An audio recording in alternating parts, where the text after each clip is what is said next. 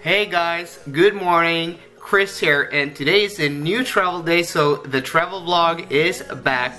But today I'm back in my XC90, gonna drive to southern Norway for some work for a few days, but I'm really excited to get back into my XC90 after a week and almost 2,000 kilometers in the XC60. I won't lie down and I won't, I won't lie down and I can't do this without you. I won't lie down and I won't, I won't lie down and I can't do this without you. Your stories, they come from the heart. Okay, so this immediately feels really different actually from an XC60.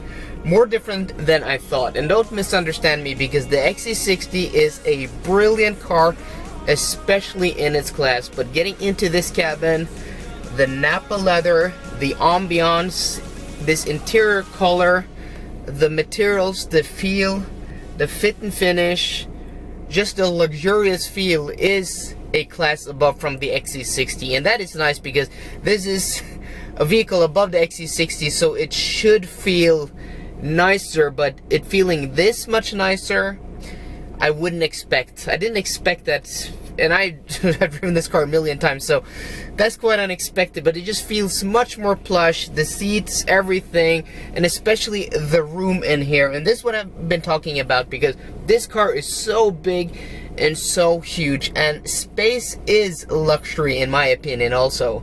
So the first few miles in the XC90, after having the XC60 for about a week, the car feels much more plush, to be quite honest. You know, it feels like a luxury product, a class above, but it feels like a luxury product. The XC60 feels like a luxury SUV with sporty credentials. This doesn't feel sporty at all. There's a lot more body motion, but the ride also just feels a bit better. And I know I've said that the ride in the XC60 is as good as this, but it's not. If I'm to be quite honest, the ride here is just that level more of plushness. So you give up body control and sportiness for something that's really just focused on comfort and luxury. So everything just feels more luxurious, and everything just feels a bit, the car just responds a bit slower. That's probably the best way to put it. You know, inputs from the steering wheel, it just takes a moment or two more for this car to react or to settle than in the XC60. And that's by design, of course, because this is a large and huge luxury SUV. But what really surprises me is that I've said this before, and the steering feel in the XC90 is better than in the XC90. At least that XC90 I've driven, the T5. And the weight here also is much better, because the XC60 I drove it on the heaviest setting, and I still thought the weight was a bit light on the steering. And here in my XC90 I've chosen the medium setting, and the medium setting here is heavier than the heavy setting on the XC60. So I don't know why that is. You should have thought that, you know, they wanted their products to be more consistent across the model ranges, but well, that's, I guess, what they've done in this case. I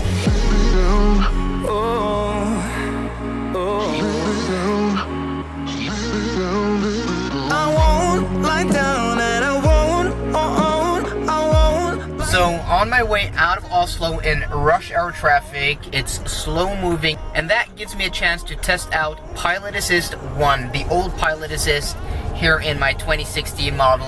I haven't had to update yet. It only works up to 50 kilometers an hour, about 30 miles an hour, and it's really primitive compared to Pilot Assist 2. It's really dependent on the car in front, and when the car in front turns left and right, this car turns left and right. It bounces much more between lanes than Pilot Assist 2. So that's a big difference between this and the XC60 I've just had.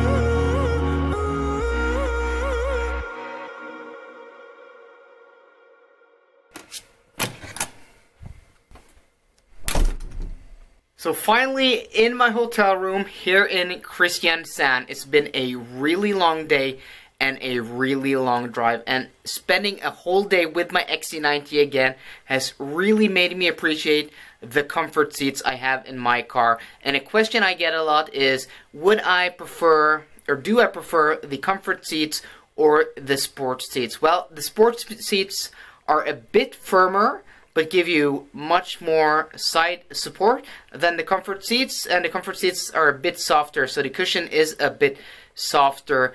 And you know, I really don't know, because sometimes I like a firmer seat because I get less back pain from, you know, spending a long time in a firmer seat, but sometimes my bum likes a softer seat better. So it really depends. They're both really good seats. Either you choose the sports seats or the comfort seats. So that's my opinion. I really just can't make up my mind. Sometimes one seat, sometimes the other seat. So guys, I really hope you enjoyed today's video. If you did, please drop me a thumbs up down below, and for more car content, please subscribe. See you guys later, and goodbye.